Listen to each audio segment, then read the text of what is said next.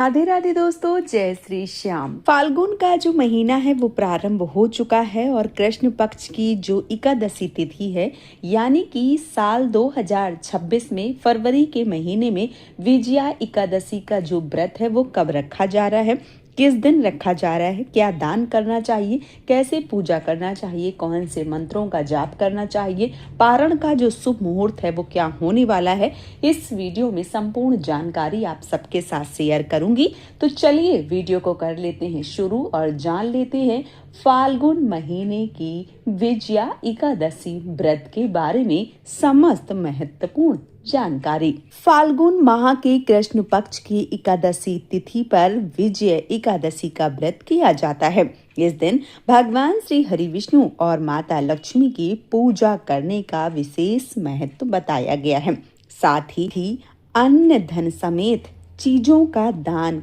करने से वैकुंठ की प्राप्ति होती है। धार्मिक मान्यताओं के अनुसार इस व्रत को करने से साधक को सभी पापों से छुटकारा मिलता है, सुख और समृद्धि में वृद्धि होती है।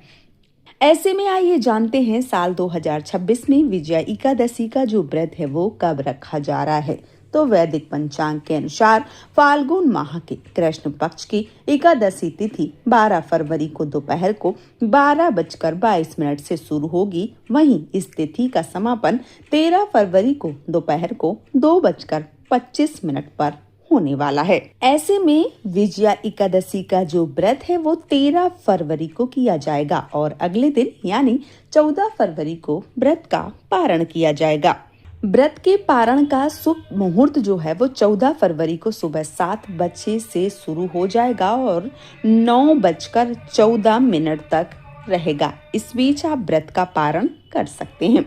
ब्रह्म मुहूर्त जो है वो सुबह 5:18 से लेके 6:09 तक रहेगा। विजय मुहूर्त जो है वो दोपहर को 2:27 से लेके 3:12 तक रहने वाला है।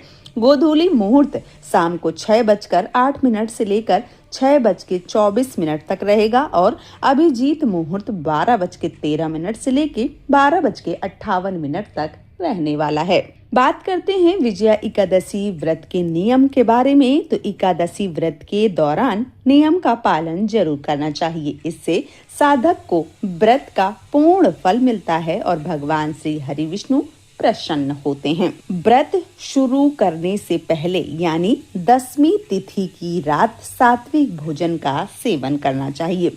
एकादशी के दिन भूलकर भी चावल प्रयोग ना करें, ना भोजन बनाने में, ना खाने में, ना पूजा पाठ में और ना ही इस दिन चावल छुएं। इस बात का विशेष रूप से ध्यान रखें।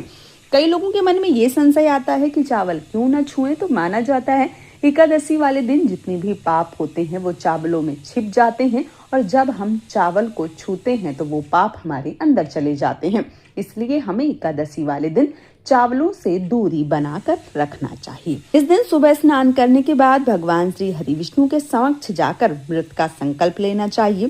प्रभु को पीले फूल, फल, तुलसी दल अर्पित करना चाहिए। देसी घी का दीपक जलाना चाहिए। व्रत का पाठ करना चाहिए, कथा पढ़नी चाहिए, आरती करना चाहिए और इस दिन ओम नमो भगवते वासुदेवाय नमः मंत्र का जाप करना चाहिए। व्रत का पारण करने के बाद मंदिर या घर में अन्न, धन, कपड़े समेत चीजों का दान करना चाहिए। इससे धन लाभ के योग बनते हैं और सुख समृद्धि में वृद्धि होती है। इसके साथ ही साथ एकादशी व्रत में सबसे महत्वपूर्ण है पारण। यदि आप व्रत का सही तरीके से नियम पूरा करते हैं तो व्रत का पारण जो है वो सही समय पे शुभ मुहूर्त में करें और दान पुण्य जरूर निकालें, तभी व्रत पूर्ण माना जाता है। यदि आप व्रत कर लेते हैं, पारण सही समय पे नहीं करते हैं, दान पुण्य नहीं करते हैं तो आपको व्रत का पूर्ण फल नहीं मिलता है। इस बात का विशेष रूप से ध्यान रखना चाहिए। अब कई लोगों के मन में संशय होता है कि जो पूजा है वो हमें कब करना चाहिए। तो देखिए, ये पूजा जो है वो सुबह के समय की जाती है, तो आप सुबह स्नान ध्यान करके जो पूजा है वो कर लें। इस व्रत में अन्न जो है वो नहीं खाया जाता है। कुछ लोग फलाहारी व्रत करते हैं और कुछ लोग मान लीजिए शाम के समय कुछ मीठा जो है वो खाकर व्रत जो है वो पूर्ण करते हैं। आपके घर की जो भी परंपरा है उस प्रकार से आपको व्रत करना चाहिए। व्रत की कथा के बारे में अगर एक नजर डालें भगवान श्री कृष्ण ने कहा कि लंका पर विजय प्राप्त करने के लिए जब भगवान राम सागर तट पर वानर सेना के साथ पहुंचे, तब उनके सामने सबसे बड़ी चिंता यह थी कि वह सेना सहित सागर को कैसे पार करें।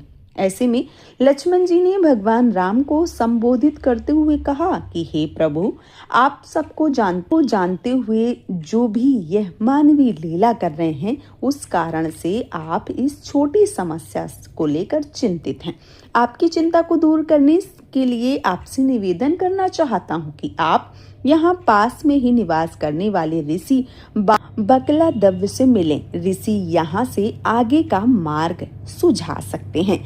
लक्ष्मण जी के अनुनय पूर्ण वचनों को सुनकर भगवान श्री राम ऋषि के पास गए। ऋषि को अपनी सारी परेशानी बताई और कोई मार्ग सुझाने को कहा। ऋषि ने कहा कि आप सेना सहित फाल्गुन मास की कृष्ण पक्ष की एकादशी को सेना सहित भगवान नारायण की पूजा करें। यह विजय एकादशी होती है और ये ही आपको आगे ले जाने में काम जो है वो कर सकती है।